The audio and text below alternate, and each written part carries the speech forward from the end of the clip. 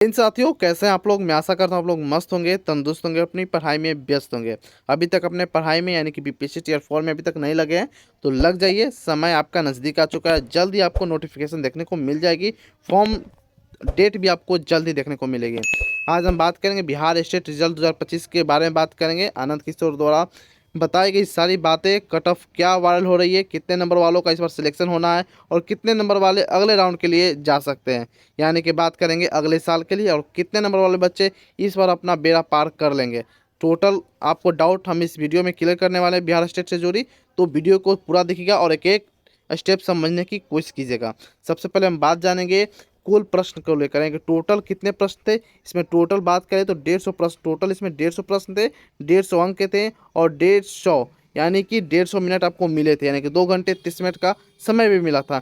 आपको मैं बताता चलूँ, इसमें किसी भी प्रकार का निगेटिव मार्किंग नहीं थी। तो निगेटिव मार्किंग नहीं होने के बावजूद भी अच्छे खासे बच्चे इसमें सिलेक्शन लेंगे। जी हाँ दोस्तों, क्योंकि जो भी तुक्का मारे होंगे, जो भी बच्चे तुक्का मार दिए होंगे, गलत से भी उनका आंसर अगर सही हो जाएगा तो उनका अच्छा खासा नंबर बढ़ने की चांस है। बाकी ऑब्जेक्शन की बात करेंगे तो इसमें लगभग 7 से 8 प्रश्नों पर ऑब्जेक्शन बताया जा रहा है, यानी कि जो भी अगर आपने ऑब्जेक्शन दिए होंगे, अगर आप ऑब्जेक्शन लगाए होंगे तो आपका ज़रूर अंक बढ़ेगा, नॉर्मलाइजेशन में भी बढ़ेगा, प्लस ऑब्जेक्शन का बोनस अंक भी आपको देखने को मिलेगा। आपके साथ साथ सभी विद्यार्थियों का फायदा होगा अगर आपने ऑब्जेक्शन लगाए होंगे विथ प्रूफ। तो आप ज़रूर बताइएगा आप कितने अंक पर ऑब्जेक्शन लगाए, यानी कि आपत्ति दर्ज करा है।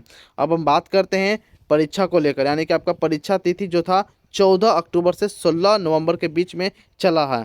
14 अक्टूबर से लेकर 16 नवंबर के बीच में आपका एग्ज़ाम डेट था। और आंसर यानी कि ये ख़त्म होने के बाद, परीक्षा ख़त्म होने के बाद 8 दिन के अंदर में आपका 24 नवंबर को आंसर की भी जारी कर दिया गया है। फाइनल आंसर की अब तुरंत जारी करके आपका स्कोर कार्ड जारी कर दिया जाएगा। इसमें टोटल अगर बात करते हैं विद्यार्थी की संख्या, तो टोटल लगभग 6 लाख अभ्यर्थी ने इस परीक्षा को दिए हैं।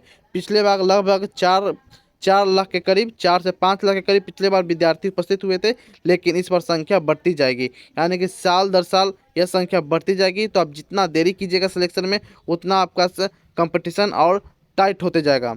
चलिए अगर बात करेंगे तो नवंबर 2025 को जारी की गई थी। 27 नवंबर तक आपका ऑब्जेक्शन का डेट भी था, यानी कि 24 नवंबर से लेकर 27 नवंबर तक आपका ऑब्जेक्शन कर सकते थे। 3 से 4 दिन भी ऑब्जेक्शन का आपको टाइम मिला था। आप कितने क्वेश्चन पर ऑब्जेक्शन लगाएं वो ज़रूर बताएगा।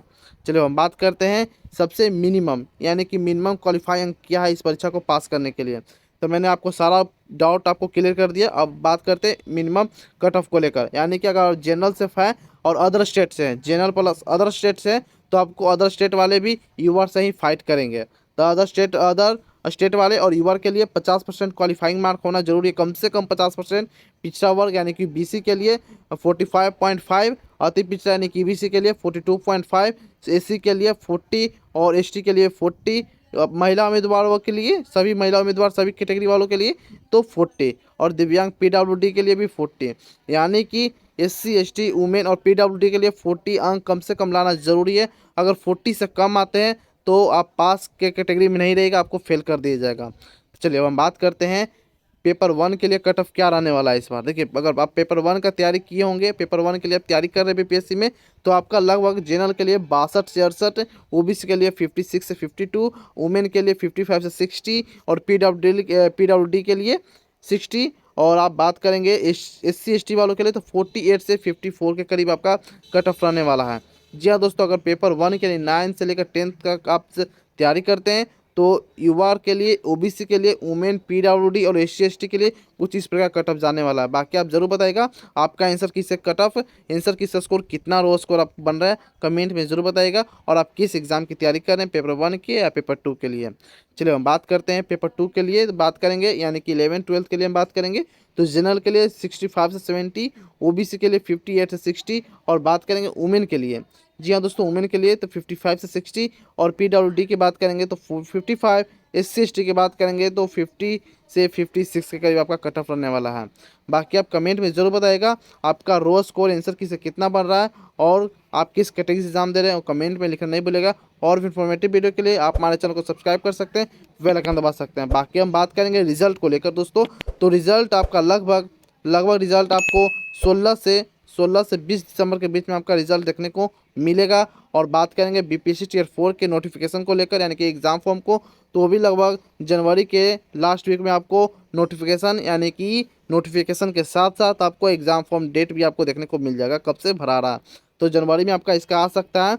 और बाकी आप बात करें तो 16 से 20 दिसंबर के बीच में आपका इसका भी रिजल्ट आ सकता है। तो आप तैयारी में लगे रहिए और किसी प्रकार कोई भी दिक्कत हो तो आप कमेंट कर सकते हैं।